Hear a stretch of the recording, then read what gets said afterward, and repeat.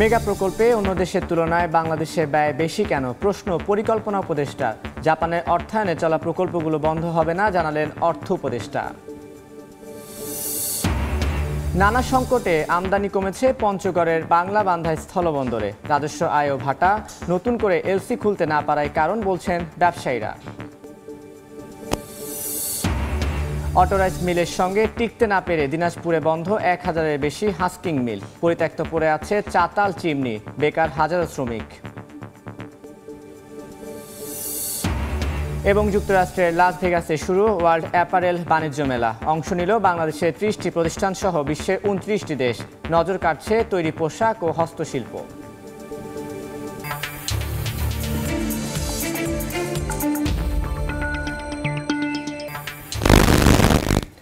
দেখছিলেন শিরোনাম। আমন্ত্রণ জানাচ্ছি দেশ ও দেশের বাইরের অর্থ বাণিজ্যের নানা খবর নিয়ে আমাদের নিয়মিত আয়োজন এই সময়ের বাণিজ্য। আপনাদের সঙ্গে আছি আমি তানভীর হাসান।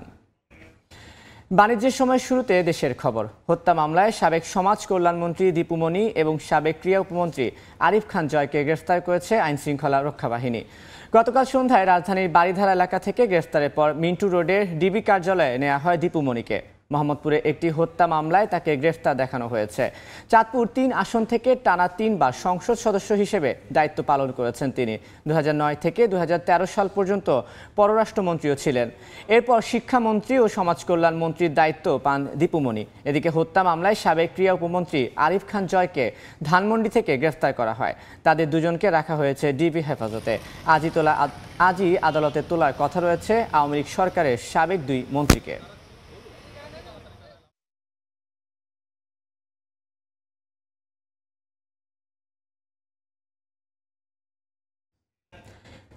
এই মুহূর্তে মিন্টু রোডে ডিবি কার্যালয়ের সামনে আছেন রিপোর্টার আল আমিন তুষার। সরাসরি যাচ্ছি তার কাছে।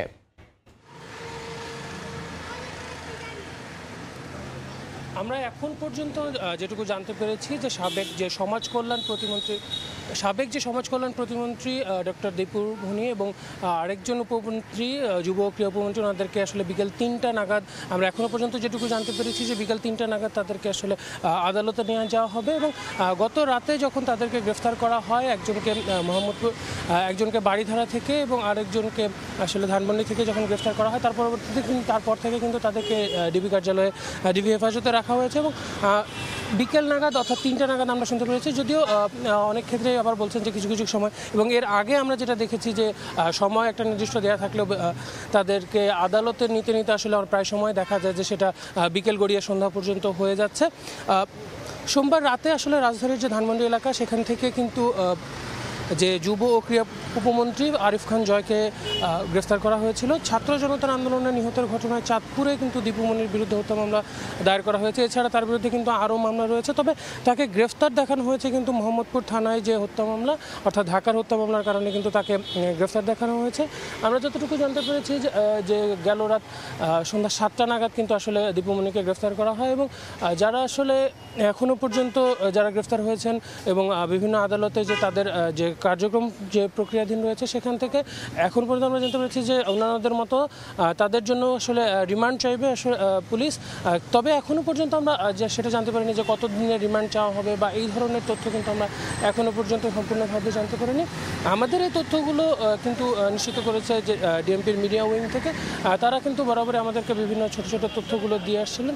তবে সেভাবে আসলে পুরো যে স্পষ্ট করে যে কয়েকদিনের জন্য তাদের রিমান্ড নেওয়া হবে বা আদালত থেকে কয়েকদিনের জন্য রিমান্ড মঞ্জুর করা হবে, সেই যে সার্বিক অবস্থা বা সার্বিক যে তথ্যগুলো, সেটা কিন্তু এখনও পর্যন্ত আমাদের হাতে এসে পৌঁছায়নি। আমাদের হাতে যখনই এই তথ্যগুলো চলে আসবে, তখনই কিন্তু আমরা দর্শকদের, আমাদের যারা রয়েছেন তাদেরকে কিন্তু আমরা জানাতে সক্ষম হব। যেমনটা বলছিলাম যে এই যে গেল কিছুদিন ধরে এবং গেল কয়েক মাসে কিন্তু যারা আসলে এই যে সহিংসতার মধ্যে ছাত্র জনতার আন্দোলনের ঘিরে সহিংসতায় যারা নিহত হয়েছেন, আহত হয়েছেন, তাদের উপরে যে বিভিন্নভাবে হামলা হয়েছে, সেই পরিস্থিতি বিবেচনা করে এবং তাদেরকে সেখানে হুকুম দেওয়া বা একটা বড় রাজনৈতিক দলের সঙ্গে থেকে সেটাকে বারবার সাপ্রেস করে যাওয়ার চেষ্টার মধ্যে যে অমানবিক যে আচরণগুলো করা হয়েছে, তার প্রেক্ষিতে কিন্তু যে গেল যে শাসনামলের যে সরকার ছিল, তাদের যারা বিভিন্ন পর্যায়ে যারা রয়েছে তাদেরকে কিন্তু আসলে এই যে আটক করা হচ্ছে বিভিন্ন সময় বিভিন্ন জায়গা থেকে, তারা কিন্তু পলাতক ছিলেন, তাদেরকে কিন্তু অনেকের বিরুদ্ধেই কিন্তু এরকম মামলা রয়েছে। এর আগে যেমন সালমান এফ রহমান এবং আইনমন্ত্রী ওনাদের, সাবেক আইনমন্ত্রী ওনাদেরকে কিন্তু আসলে গ্রেফতার দেখানো হয়েছে এবং তাদেরকেও কিন্তু আদালতে নিয়ে 10 দিন পর্যন্ত রিমান্ড মঞ্জুর করা হয়েছে, কারাগার 7 দিনের। এবং যারা আসলে পুলিশ অনেক কর্মকর্তা ছিলেন তাদেরকেও কিন্তু এভাবে করা হয়েছে। তো আমরা ধারণা করছি যে তাদেরকেও হয়তো সেরকমই আসলে কোনো একটা নির্দিষ্ট সময়ের জন্য রিমান্ড চাইবে পুলিশ। এই ছিল ডিবি কার্যালয় থেকে আমার কাছে সবশেষ তথ্য। এতক্ষণ সরাসরি যুক্ত ছিলাম ডিবি কার্যালয়ে। বাংলাদেশে মেগা প্রকল্পগুলো নেওয়া হয়েছে কার স্বার্থে? কেন অন্যান্য দেশের তুলনায় বাংলাদেশে প্রকল্প ব্যয় এত বেশি? পরিকল্পনা মন্ত্রণালয়ের এমন নানা বিশৃঙ্খলার কথা তুলে ধরেন উপদেষ্টা। জানিয়েছেন প্রয়োজন বিবেচনা করে কিছু ক্ষতি মেনে নিয়েই বাদ দেওয়া হবে চলমান যে কোনো প্রকল্প। সরকার পতনের পর সব খাতের মতো বাংলাদেশের মেগা প্রকল্পগুলোতে অর্থ আত্মসাৎ সহ বিভিন্ন অনিয়ম দুর্নীতি নিয়েও চলছে নানান আলোচনা সমালোচনা। এর মাঝেই অন্তর্বর্তীকালীন সরকারের পরিকল্পনা মন্ত্রণালয়ের উপদেষ্টার প্রশ্ন, কেন বিভিন্ন প্রকল্পে অন্যান্য দেশের তুলনায় সবচেয়ে বেশি ব্যয় হলো বাংলাদেশে? বড় বড় প্রকল্প যেখানে খরচ প্রতি ইউনিট, যেটা রাস্তা হোক, হোক, অন্য অবকাঠামো হোক, এগুলোতে বিশ্বের মধ্যে বাংলাদেশ সবচেয়ে বেশি খরচ করেছে। সোমবার পরিকল্পনা মন্ত্রণালয় ও পরিকল্পনা কমিশনের কর্মকর্তাদের সঙ্গে মতবিনিময় সভা শেষে উপদেষ্টা গণমাধ্যমকে জানান এ খাতে নানা বিশৃঙ্খলার কথা। বলেন, রাজনৈতিক স্বার্থেও নেওয়া হয়েছে বিভিন্ন প্রকল্পের উদ্যোগ। কাদের স্বার্থে এগুলোকে বারবার নেওয়াই হয়েছিল কেন, এবং সেগুলোকে একটা প্রকল্প 4 বার 5 বার বহুবার এগুলোকে কেন সংশোধন করতে হয়েছে এবং ব্যয় বাড়াতে হয়েছে? চলমান বিভিন্ন প্রকল্পে যাচাই বাছাই করে প্রয়োজনে কিছু ক্ষতি মেনে নিয়েই যে কোনো প্রকল্প বাদ দেওয়ার কথাও জানান পরিকল্পনা উপদেষ্টা ওয়াহিদ উদ্দিন মাহমুদ। যেসব প্রকল্পে আসলেই কোনো অগ্রাধিকার নেই এবং এগুলো আসলে কতদূর সুবিধা বয়ে আনে, এটা আমাদের অত্যন্ত দ্রুত গতিতে মূল্যায়ন করতে হবে এবং এগুলো ছাঁটাই করতে হবে। এ সময় মূল্যস্ফীতি, জিডিপি সহ বিভিন্ন বিষয়ে বাংলাদেশ পরিসংখ্যান ব্যুরোতে আসা তথ্য উপাত্তে ত্রুটি আছে উল্লেখ করে তা নিয়ে শীঘ্রই কাজ করার আশা ব্যক্ত করেন পরিকল্পনা উপদেষ্টা। জিনাতারা জশুয়া, সময় সংবাদ, ঢাকা। জাপানের অর্থায়নে চলা প্রকল্পগুলো বন্ধ হবে না, বরং এসব প্রকল্পে অর্থ ও কারিগরি সহায়তা বাড়ানোর আহ্বান জানানো হয়েছে দেশটির রাষ্ট্রদূতকে। বাংলাদেশে নিযুক্ত জাপানের রাষ্ট্রদূত ইয়োমা কিমিনোরির সঙ্গে সাক্ষাৎ শেষে সচিবালয়ে সাংবাদিকদের একথা জানান অর্থ উপদেষ্টা সালেউদ্দিন আহমেদ। সরকার পরিবর্তনের মাধ্যমে দেশে স্থিতিশীলতা আসায় জাপান সন্তুষ্ট বলেও জানান তিনি। উনি বললেন যে আমরা তোমাদের ব্যাপারে এখন উই আর হ্যাপি, যে আমি ওদের স্টেবিলিটি ফিরে আসছে, কিছুটা এসেছিল কয়েকদিনের জন্য, এখন স্টেবিলিটি তোমরা এসে আর রিফর্মের কথা বলছে। সে বলছে we are very happy about the project যেগুলো আছে সেইগুলো তারা অ্যাসুরেন্স চাচ্ছে। আমি বলছি এইগুলি চলবে এবং সেই ব্যাপারে তারা গিভেন দ্য অ্যাসুরেন্স। আমরা বলেছি বাজেট সাপোর্ট দেওয়ার জন্য কিছু, ওটা এখন ডিসাইড না। এখন কতগুলি প্রকল্প আমরা বলেছি যেগুলো আছে সেগুলো দ্রুত যেন অর্থ ছাড় করে, বিশেষ করে আমার ব্যবসা বাণিজ্য কর্মসংস্থান এগুলো কিন্তু অনেক হেল্প করবে। নানা সংকটে আমদানি কমে গেছে পঞ্চগড়ের বাংলা বান্ধা স্থলবন্দরে। এ কারণে কমেছে রাজস্ব আয়ও। ব্যবসায়ীরা বলছেন, আগের করা এলসিতে পাথর আমদানি হলেও বর্তমানে মিলছে না নতুন এলসি। বন্দর আগের অবস্থায় ফিরিয়ে আনতে ব্যবস্থা নিতে সরকারের কাছে দাবি তাদের। মনিরুল ইসলামের ছবিতে সোহাগ হায়দারের রিপোর্ট। ভুটান থেকে পণ্য আমদানির একমাত্র স্থলপথ পঞ্চগড়ের বাংলাবান্ধা স্থলবন্দর। একসময় এ বন্দরের ইয়ার্ড জুড়ে শ্রমিকদের কর্মব্যস্ততা থাকলেও বর্তমানে নেই সেই চেরোচেনা কর্মযজ্ঞ।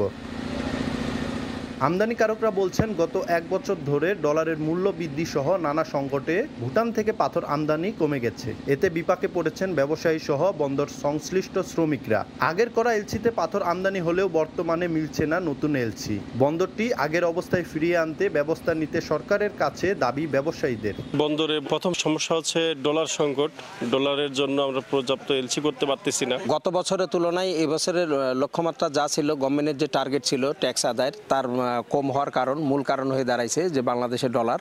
কারণ ডলারের কারণে মানুষ এলসি করতে পারতেছে না, গভর্নমেন্টের রাজস্বও দিতে পারতেছে না। অন্তর্বর্তী সরকার যেন এই দিক বন্দরের দিকে একটু নজর রাখে, যেন বন্দরের কার্যক্রম সুন্দরভাবে চলে। কর্তৃপক্ষ বলছে বন্দরের কার্যক্রম স্বাভাবিক থাকলেও আমদানি কম হচ্ছে, এ কারণে কমেছে রাজস্ব আয়। এমন একটা পর্যায়ে পড়ে গেছি আমরা 1 জুন ক্লোজিং, দ্বিতীয়ত ডিসেম্বরে একটা 2023-এর যে নির্বাচন সেটার একটা প্রভাব, তারপরে আবার এই হচ্ছে এই অন্তর্বর্তীকালীন সরকারের এই সময়টুকু, সব মিলিয়ে পুরো প্রভাবটা এসে পড়েছে আমাদের ব্যবসায়ীদের উপরে। কাস্টম কর্তৃপক্ষের তথ্য মতে 2023-24 অর্থ বছরে বন্দরের রাজস্ব আয়ের লক্ষ্যমাত্রা ছিল 92 কোটি 63 লাখ টাকা, আর আয় হয়েছে 73 কোটি 69 লাখ টাকা। সোহাগ হায়দার, সময় সংবাদ, পঞ্চগড়। মেজর অটোরাইজ মিলগুলোর সঙ্গে প্রযুক্তিগত প্রতিযোগিতায় টিকতে না পারায় দিনাজপুরে প্রায় 1100 হাস্কিং মিল বন্ধ হয়ে গেছে। বিশাল চাতাল চিমনি পরিত্যক্ত অবস্থায় পড়ে রয়েছে। বেকার হয়ে পড়েছেন শ্রমিকরাও। গোলাম নবী দুলালের পাঠানো তথ্য ও মনজিদ আলম শিমুলের ছবি নিয়ে রিপোর্ট। ফাঁকা পড়ে আছে চাতাল, বয়লার ও চিমনির অবকাঠামোতে গজিয়েছে আগাছা। দিন দিন বন্ধ হয়ে যাচ্ছে দিনাজপুরের হাস্কিং মিলের সংখ্যা। মেজর ও অটোরাইস মিলগুলোর সঙ্গে প্রযুক্তিগত প্রতিযোগিতায় টিকতে না পারায় বিলুপ্তির পথে এসব চালকল। শর্ত পূরণ করতে না পারায় মিলগুলোর মিলছে না সরকারি বরাদ্দ। কিছু সংখ্যক হাস্কিং মিল বরাদ্দ পেলেও বরাদ্দের কাগজ বিক্রি করে দেওয়া হচ্ছে অটো মিলার বা দালালদের কাছে।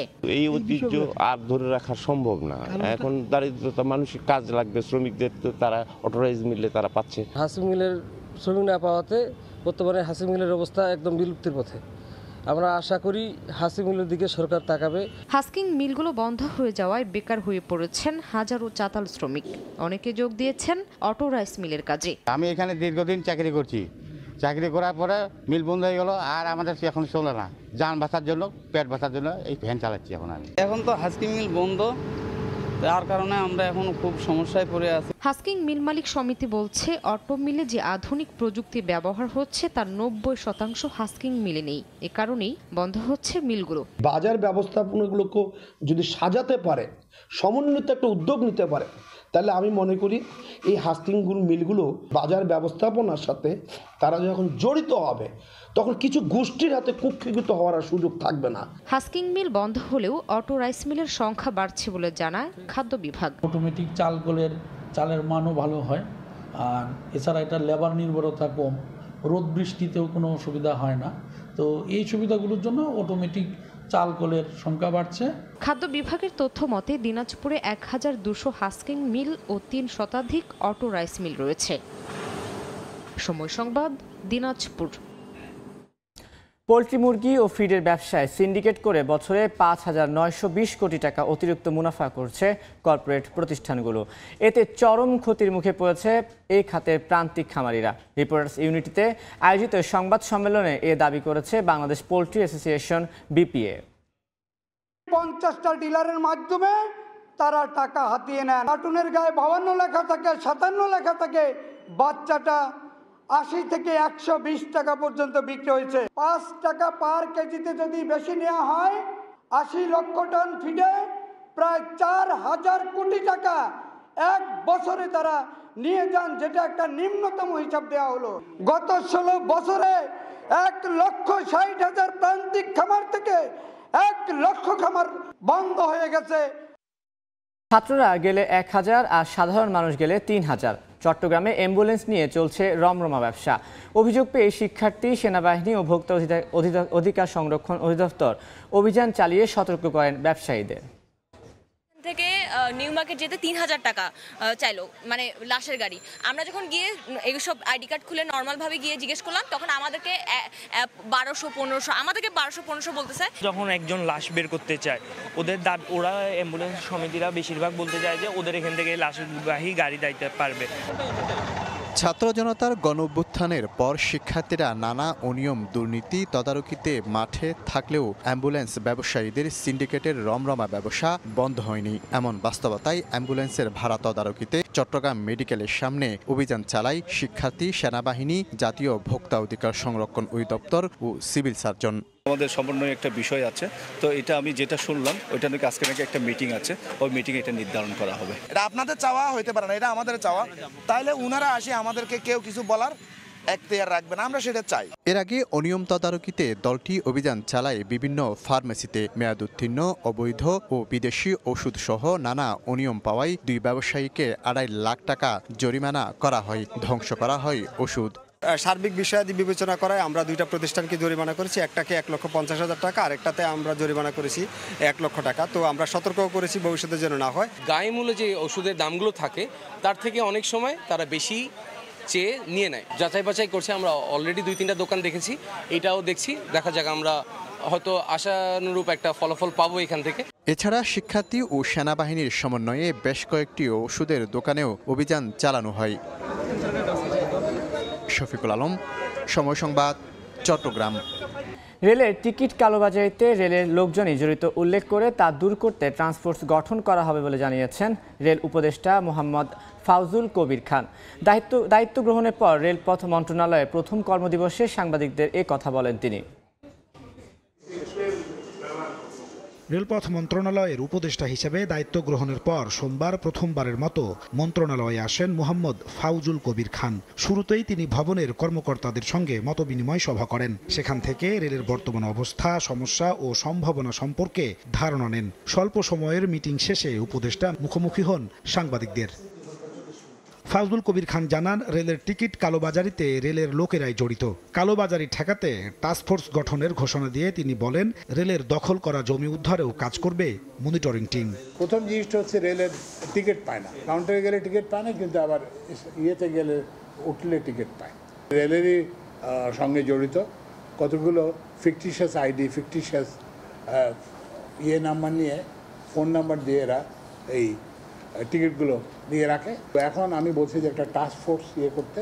সাংবাদিকদের প্রশ্নের জবাবে উপদেষ্টা জানান, রেলের দুর্নীতি বন্ধে বদ্ধপরিকর অন্তর্বর্তী সরকার। কোনো কর্মকর্তা দায়িত্ব পালনে ব্যর্থ হলে সঙ্গে সঙ্গে তাকে সরিয়ে দেয়া হবে। আপনি যদি পাবলিক এক্সপেকটেশন, আপনাদের এক্সপেকটেশন যদি মিট করতে পারেন, আপনার চলে যেতে হবে। Will find out somebody will do it. DG সাহেবকে বলবো যে আপনি যদি প্রত্যাশা পূরণ করতে না পারেন, আপনি ইউ হ্যাভ টু লিভ। আমি যদি জনপ্রত্যাশা পূরণ করতে, আমাকে কেউ বলতে হবে না, আমি নিজেই চলে যাবো।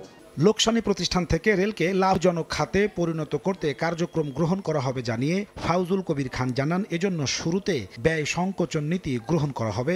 ব্যয় সংকোচনমূলক প্রস্তাব দিতে হবে, কারণ আপনার যদি আয় না থাকে আপনি কী করবেন? আপনি খরচ কমাবেন। তো ওই জন্য খরচ কমানোর জন্য একটা প্রস্তাব দেওয়া হয়েছে এবং এটা প্রত্যেক ইয়েতে বলা হয়েছে। এখনো বন্ধ রয়েছে ভারত বাংলাদেশ আন্তদেশীয় রেল যোগাযোগ। এ ব্যাপারে দৃষ্টি আকর্ষণ করা হলে উপদেষ্টা জানান, ভারতের সিদ্ধান্তেই বন্ধ রয়েছে, চালুর ব্যাপারে এখনো ভারতের সাড়া পাওয়া যায়নি। নাজমুস সালেহী, সময় সংবাদ, ঢাকা। পানি কমতে থাকায় গাইবান্ধা ব্রহ্মপুত্র নদের বিভিন্ন স্থানে শুরু হয়েছে ভাঙন। এরই মধ্যে নদে বিলীন হয়েছে অর্ধশত বাড়িঘর। এতে দিশেহারা নদী পাড়ের মানুষ। আতাউল হক সাগরের ছবিতে বিপ্লব ইসলামের রিপোর্ট। পানি কমছে ব্রহ্মপুত্রে, তবে সঙ্গে বেড়েছে ভাঙন। নদীগর্ভে বিলীন হচ্ছে তীরবর্তী জনপদ। বর্ষা মৌসুমের শেষে ভয়ঙ্কর হয়ে উঠেছে ব্রহ্মপুত্র নদ। গাইবান্ধার ফুলছড়ি উপজেলার উত্তর উড়িয়া, মধ্য উড়িয়া, এরান্ডাবাড়ি ও সাঘাটা উপজেলার হলদিয়া এলাকায় এরই মধ্যে বিলীন হয়েছে অর্ধশত বাড়িঘর। হুমকির মুখে আছে বিদ্যালয়, মসজিদ সহ প্রায় 2 কিলোমিটার অংশের কয়েকশো বাড়িঘর ও ফসলি জমি। এতে দিশেহারা নদী পাড়ের মানুষ। স্থায়ী ভাঙন রোধে ব্যবস্থা নেয়ার দাবি তাদের। এই ঝুঁকির মুখে না হলেও 1000 পরিবার এই ভাঙনির ঝুঁকির মুখে আছে। এই পরিবারগুলো যদি ভাঙি যায়, এদের কোনো জায়গা নেই, আমাদের কোনো জায়গা নেই। যেটি আসি আশ্রি নিচ্ছি, সেখানেও তো ভাঙি যাওয়া নিচ্ছে।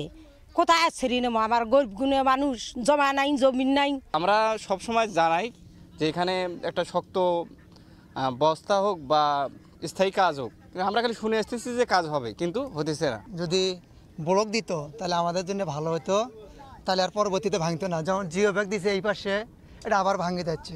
এখনো যদি কাজ করে তাহলে এই বাড়িঘরগুলো উদ্ধার হবে। পানি উন্নয়ন বোর্ড বলছে, ভাঙন প্রবণ এলাকাগুলো চিহ্নিত করে জরুরি প্রতিরোধ ব্যবস্থা সহ স্থায়ী ব্যবস্থা নিতে প্রকল্প গ্রহণের উদ্যোগ নেওয়া হয়েছে।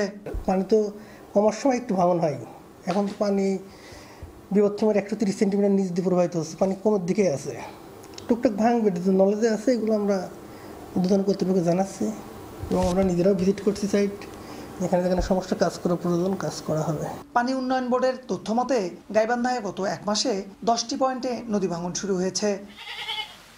বিপ্লব ইসলাম, সময় সংবাদ, গাইবান্ধা। খননের অভাবে অস্তিত্ব সংকটে ঠাকুরগাঁয়ের বেশিরভাগ নদী। শুষ্ক মৌসুমে নয়, বর্ষা মৌসুমে পানি না থাকায় জেগে উঠেছে চর। এই সুযোগে নদীর জায়গা দখল করছে প্রভাবশালীরা। জিয়াউর রহমান বকুলের রিপোর্ট।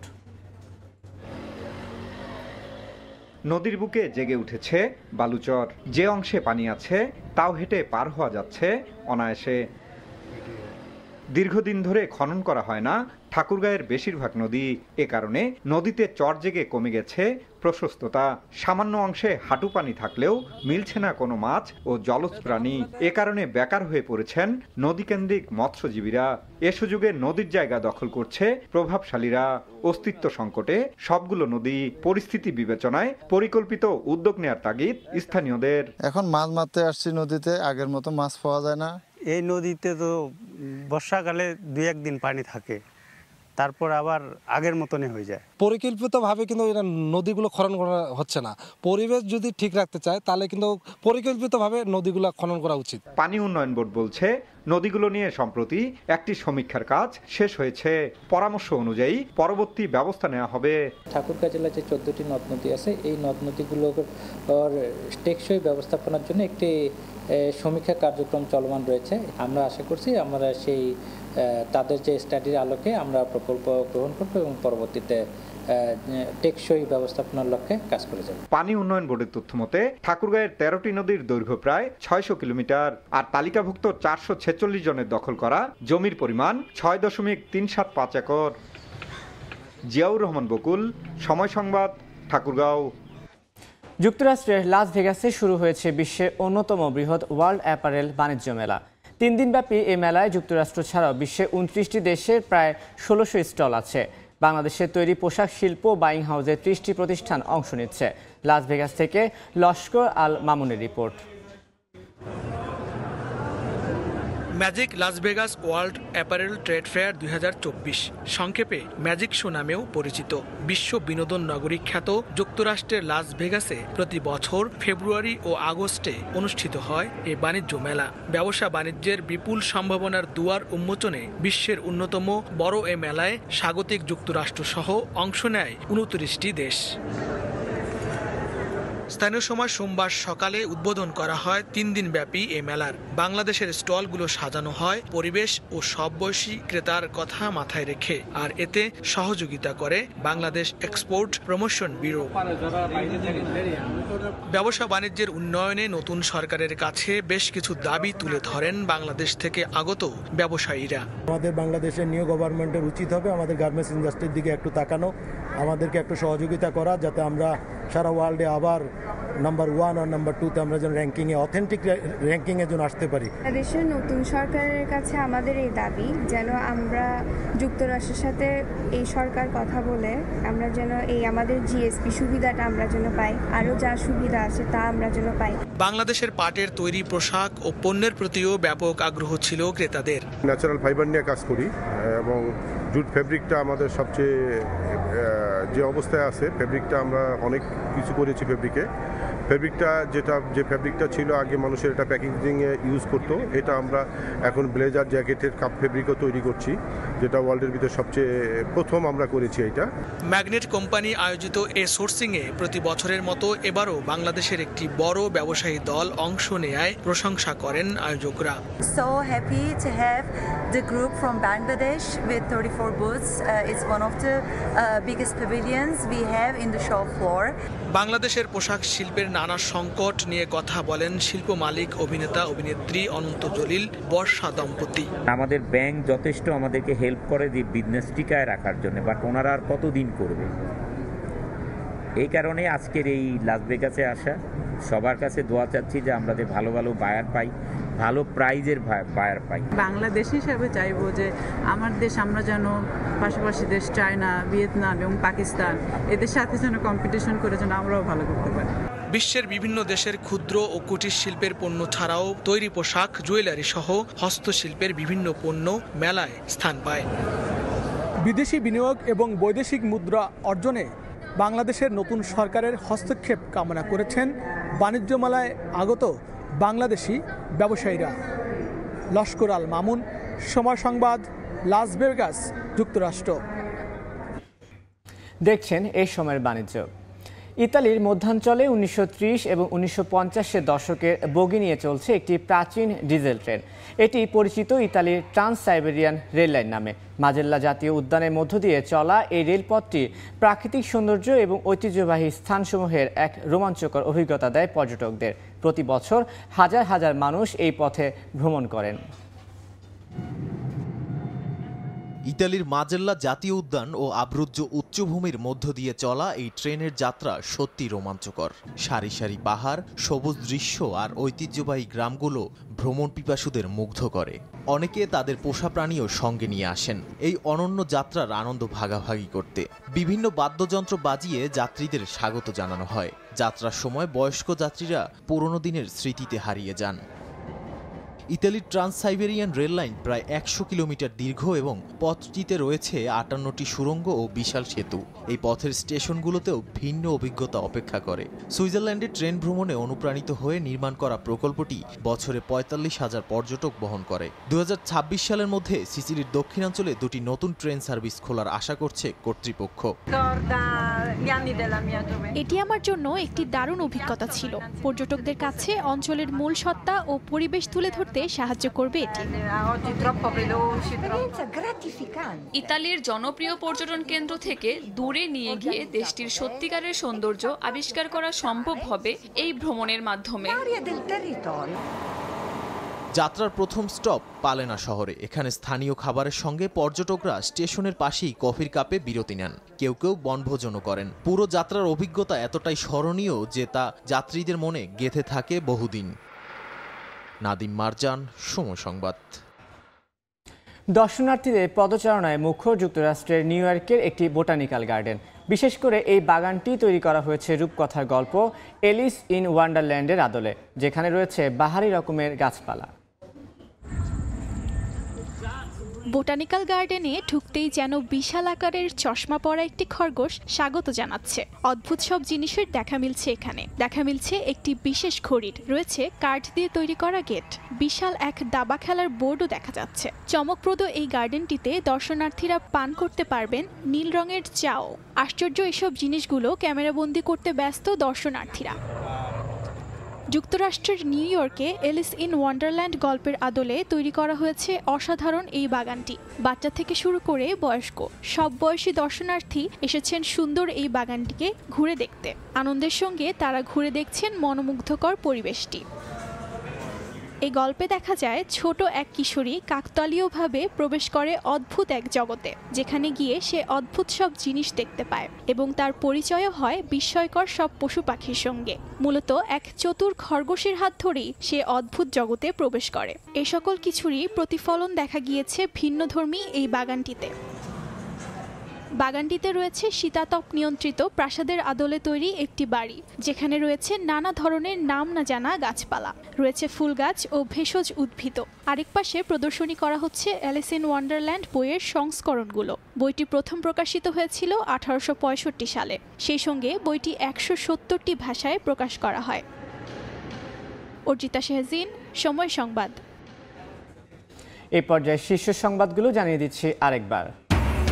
মেগা প্রকল্পে অন্য দেশের তুলনায় বাংলাদেশে ব্যয় বেশি কেন, প্রশ্ন পরিকল্পনা উপদেষ্টার। জাপানের অর্থায়নে চলা প্রকল্পগুলো বন্ধ হবে না, জানালেন অর্থ উপদেষ্টা।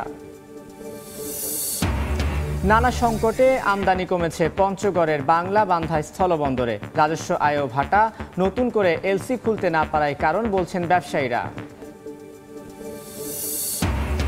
এবং যুক্তরাষ্ট্রের লাস ভেগাসে শুরু ওয়ার্ল্ড অ্যাপারেল বাণিজ্য মেলা। অংশ নিল বাংলাদেশে 30টি প্রতিষ্ঠান সহ বিশ্বে 29টি দেশ। নজর কাটছে তৈরি পোশাক ও হস্তশিল্প।